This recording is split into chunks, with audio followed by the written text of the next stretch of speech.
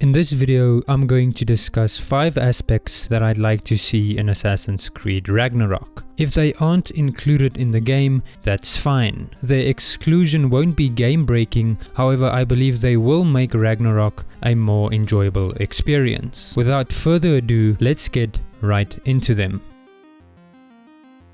The first thing that I want to discuss is the spongy nature of enemies in Assassin's Creed Odyssey. I don't want this to return in Assassin's Creed Ragnarok. The enemies in Assassin's Creed Origins is what I want instead. They weren't spongy and didn't require an unreasonable amount of hits to bring down. In addition to that, they weren't as tedious to fight. I hope that in Assassin's Creed Ragnarok, enemies are akin to that of Origins and not Odyssey, as it makes combat much more realistic and fun to engage with.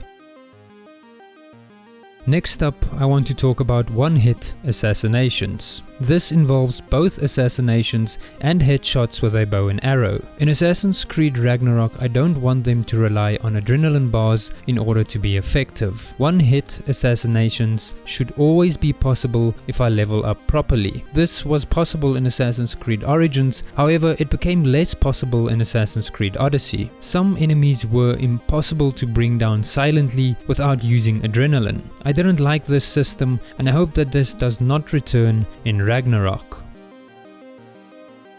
The next aspect I want to see in Ragnarok is more Assassin's Creed. In the past, Ubisoft stated that Assassin's Creed Odyssey didn't feel enough like an Assassin's Creed game. They said they would work on this in the future to ensure it doesn't happen again. I hope to see this come into effect in Assassin's Creed Ragnarok. I would like to see a proper Assassin's Creed game again, one that focuses on assassins and Templars. A game that features an established brotherhood, the hidden blade, assassin's robes, and perhaps even a newer version of social stealth. Ubisoft can keep the current structure of the games the same, but add some of the traditional Assassin's Creed elements. Assassin's Creed is what makes Assassin's Creed interesting to me. The franchise has an incredible amount of potential, and I would love to see it being used.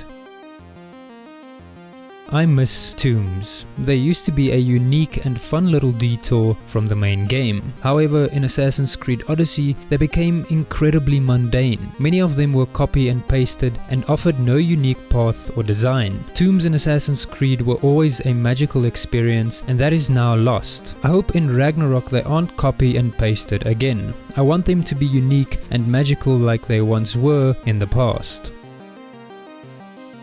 The last aspect I want to see in Ragnarok is more elements that make the world feel real. Rockstar does an incredible job at making the world feel genuine and less like a simulation.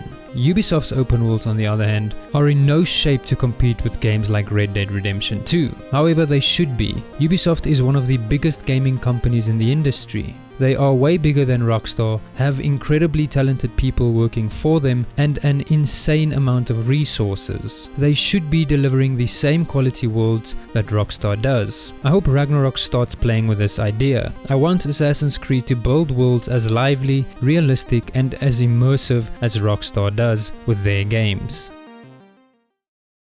That is 5 basic things I'd like to see in Assassin's Creed Ragnarok. I know they are brief, but I've been struggling with the longer form content lately. Let me know what you guys think of these and tell me what would you like to see in Assassin's Creed Ragnarok. I hope you enjoyed the video and I'll see you guys in another one real soon.